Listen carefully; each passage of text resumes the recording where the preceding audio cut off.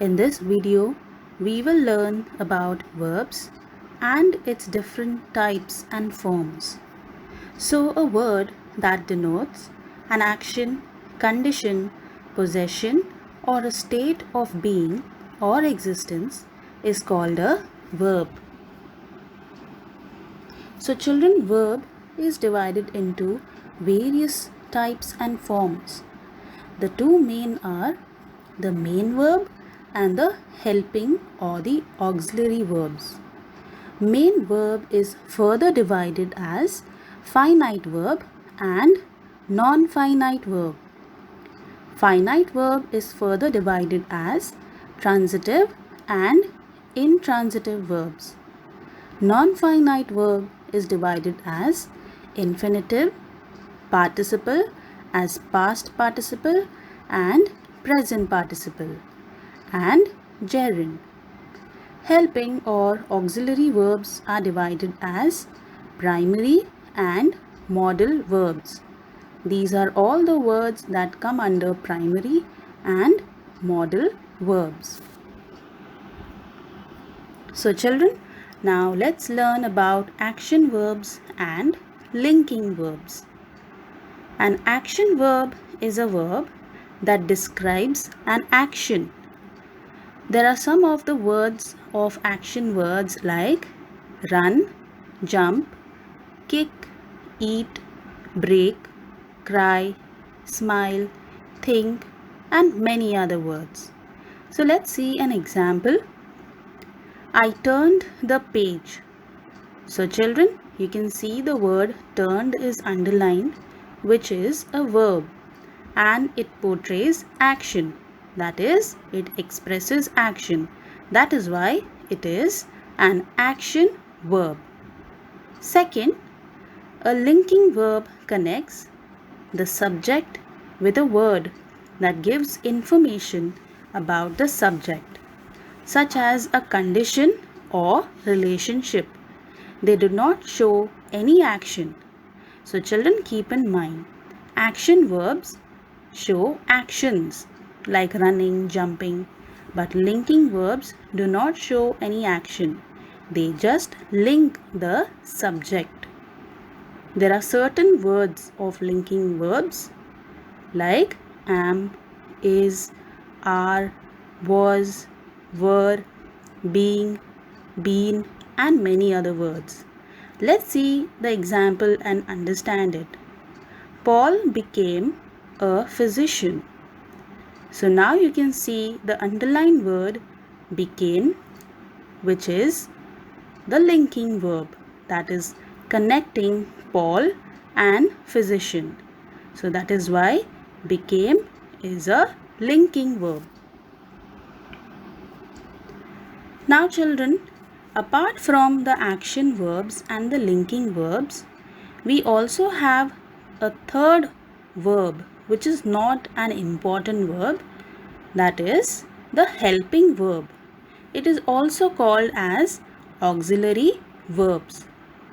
Auxiliary verbs help the main verb to describe action.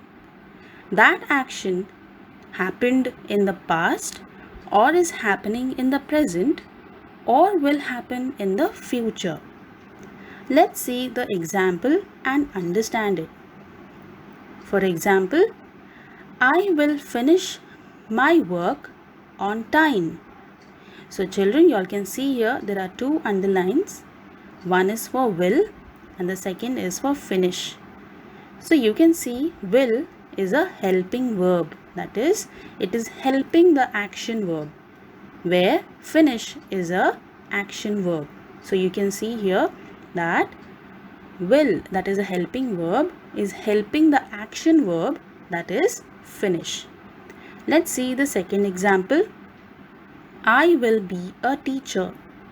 So will and be are underlined, that are verbs. But what kind of verbs are these? Will is a helping verb and be is a linking verb.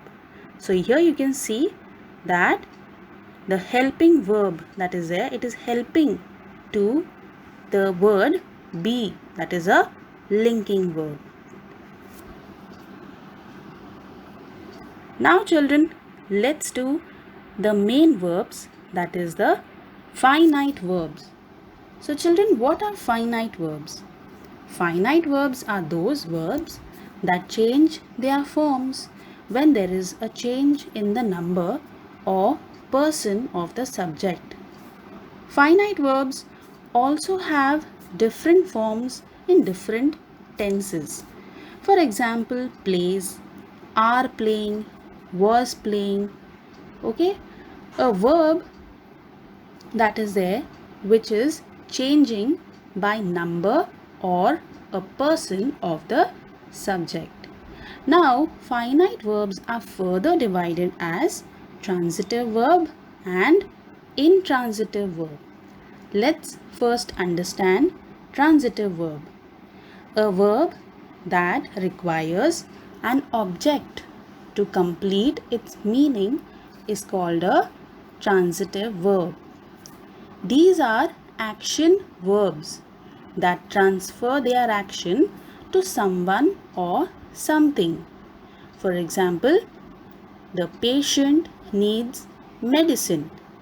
So you can see there are two words underlined, needs and medicine. So you all know the verb is needs. Okay, the patient needs, that is a verb, and medicine is the object. So that is why transitive verb needs an object. Let's see the second example. His work has some meaning. There are two words underlined, has and meaning. So has is a verb and meaning is an object. So you saw that in both the sentences the object is present. That is why both these verbs are, that is needs and has is a transitive verb. Now let's understand intransitive verb.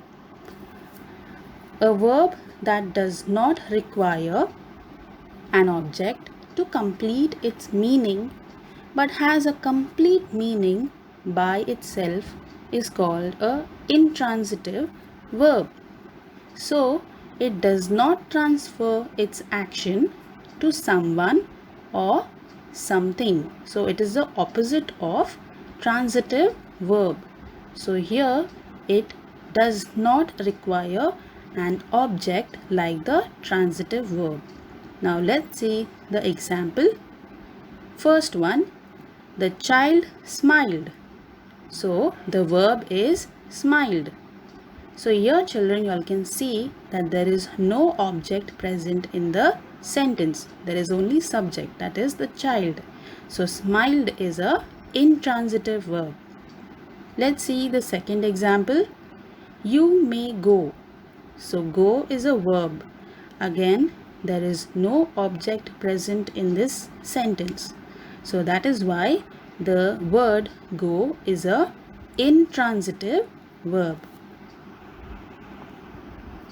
Now let us understand non-finite verbs.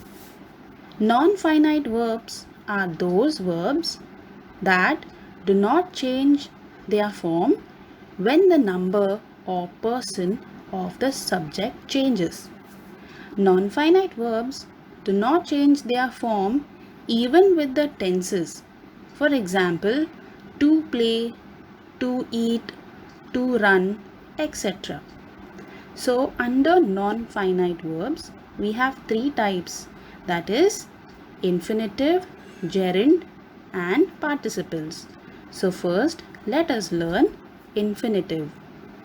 So an infinitive is a verb with to in front of it, that is the word to plus the verb. For example, to have, to hold, to sleep, to dream and many other action words. An infinitive can be used as a subject or object of the sentence or can be complementary of a verb. Complementary means the direct and indirect object. Let's see the example. I want to play. Here we are having the infinitive, that is to play. Second is I went to look at it. So you all can see the word to is there, and just after that we have the verb. So to plus play is an infinitive. An infinitive can be used without to as well. For example, he made me do the exercise again.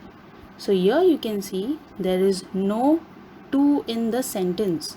So the infinitive is do, that is a verb. Let's see the second example. You should be here by 12. So again we have the verb be without the word to. So children, most of the time there is always a to in front of the verb if there is an infinitive in the sentence. Very rarely there will be no to before the verb. Now let's do participle. A participle is a form of a verb that modifies a noun or a verb, and it performs the function of an adjective or an adverb. Okay children, so it is a verb. Okay, as we are doing the lesson verb, the topic is verb, but it modifies the noun and it functions as an adjective. That is, it either describes a noun or it describes the verb. Mostly it is always an adjective. That is, a participle mostly functions as an adjective. Let's see the example. Nobody could enter the burning house. So here we have burning and house. Burning is a verb and house is a noun. But children, there is something here. That is, even though burning is a verb, but it is describing the house in this. So what is the thing that describes? It is an adjective. As we saw earlier, that participles function as an adjective. So that is why in this sentence, burning is a participle. Why? Because it is describing the house, that is burning house. There are two kinds of participle, that is present participle and past participle. The present participle describes an incomplete action or state. Okay, for example, burning, waiting, talking, ringing, crying, and many other words. So you need to remember that the present participle that is there is always describing an incomplete action or a state that is still not finished. It is still continuing. Let's see the example. The burning house. So here we have burning, which is the process of burning still continues. So that is why it is a present participle. What is a present participle? Burning. The waiting guests. So again we have waiting as a present participle. Why?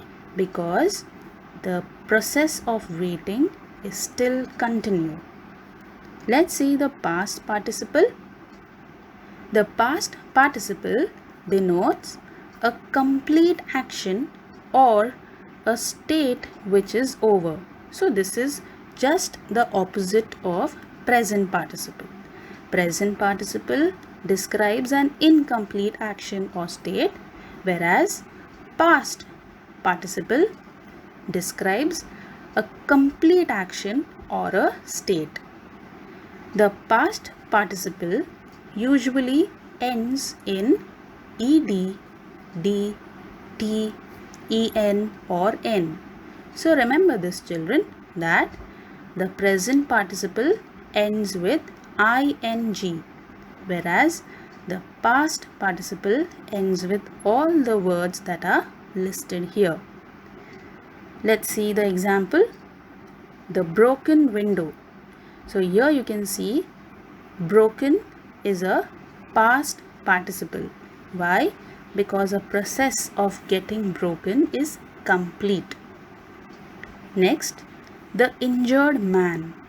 So here the process of getting injured is complete. Okay, children? Now let's do gerund. That is the third part of non-finite verbs. A gerund is a word which is formed with a verb but performs the work of a noun. So children, as we saw in participle, it is a verb but it performs or functions as an adjective. But a gerund is a form of a verb but it functions as a noun. Gerund is formed by adding ing to the base form of a verb. Gerund can be used after some verbs where infinitive cannot be used. Gerund and present participle both end with ing. So children, do not get confused here. A gerund functions only as a noun, while a participle functions only as an adjective.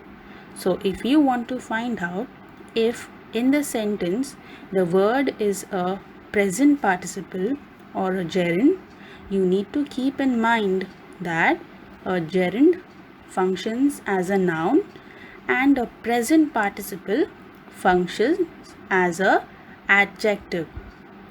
Let's see this example. Running is my favorite form of exercise. So here running is a noun. It is not an action here. It is running is a thing.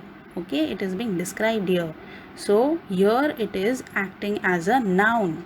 So that is why it is a gerund. Let's see the next one. We are running. So here you can see that running is an action. So it is not a noun. So that is why this cannot be a gerund. Now children, what are the ways in which you can find out or use gerund in the sentence? It can be used as the subject of the sentence. For example, swimming helps us to maintain a good health. So here you can see swimming is not only a subject but also a gerund. It is also used as the complement of the verb. So again, complement means the direct and indirect object of the sentence. For example, her hobby is painting. It is used after prepositions. For example, he was accused of smuggling. So you can see here of is a preposition and smuggling is a gerund. So here gerund has come after the preposition of, that is smuggling. It is used with the verb mind. So most of the time if there is a word mind in the sentence, it will be a gerund after that. For example, I don't mind going there. So you can see the word or the verb mind, and soon after that you can see the gerund going. It can be used in place of an infinitive. For example, Anu likes to play chess with her class teacher. So here as you all can see, to play is an infinitive. So the same sentence can be converted by using a gerund. How can we convert it? Anu likes playing chess with her class teacher. So the sentence and the meaning is the same. Just the word, that is gerund, is used, that is playing. So playing is a gerund in the sentence. So children, now let's do this exercise. Identify the finite and non-finite verbs from the following sentences. First sentence, Neeta sweeps the floor daily. So children, what do you think is the verb here? Yes, you're correct. Sweeps is the verb. So what do you think? Is it a finite or a non-finite verb? It is a finite verb. So inside the finite verb, it is a transitive verb. Okay, why is it a transitive verb? Because you can see that Neeta sweeps the floor daily. So we have the object here, that is the floor. That is why it is a finite verb, and inside a finite verb it is a transitive verb. Let's see the second example. The hunter shot aimlessly. So what do you think is the verb here? Yes, you're correct. It is shot. So if it is a verb, then what kind of a verb it is? Yes, it is a finite verb again, and it is an intransitive verb inside finite verb. Why children? Because the object is missing in this sentence. We do not have the object in the sentence. Let's see the third example sentence. Many people are attracted by his loud crying. So here, what is the verb? It is crying, right? So what kind of a verb it is? It is a gerund. Why children? Because crying is acting as a noun here. It's a verb, but it is functioning as a noun. So that is why it is a gerund. Let's see the fourth sentence. What do you intend to do now? So children, what do you think it is? Yes, you're correct. It is to do. Why? Because you can see to plus the verb, which is a non-finite verb, which is an infinitive. Let's see the fifth one. Crying children are not usually liked. So in this again we have the word crying. So crying is a non-finite verb. So under non-finite verb, it is the present participle. So you can see in two sentences we had crying. One was the gerund. Why? Because it was acting as a noun. And in the fifth sentence, again we have the word crying. But here it is a present participle. Why is it a present participle? Because here it is describing the children, that is crying children. Okay, so that is why it is the present participle. Okay children? Okay children, now we have completed with the explanation. I hope verbs are clear to you. Thank you for listening children. Take care.